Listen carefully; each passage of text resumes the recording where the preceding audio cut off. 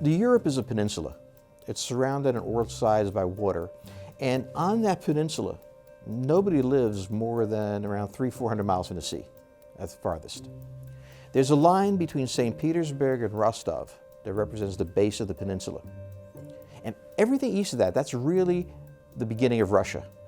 And Russia itself has no access to the sea really, not directly. Russia is a landlocked country, and that makes it a very poor country, and it's totally different from the rest of Europe. We call them part of Europe, but one is this very wealthy trading peninsula, and the other is this very poor, very large, very hard to get around in country.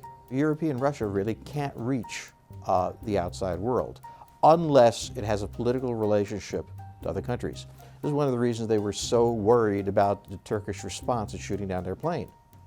In a real confrontation between Turkey and Russia, oddly enough, Turkey has the upper hand because they can close down the Bosporus and block energy, grains, whatever they want from reaching the rest of the world.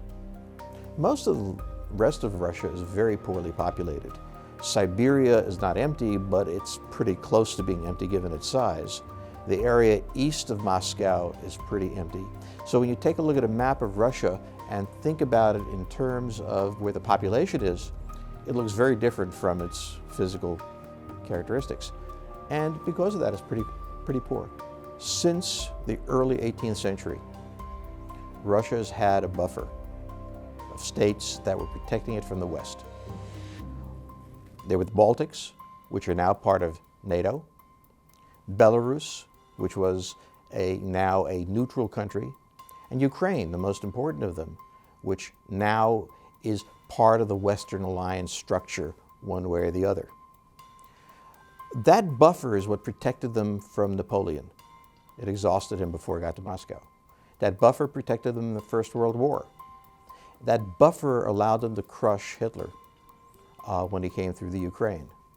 Having lost that buffer, they are extremely vulnerable if anybody would ever choose to attack them.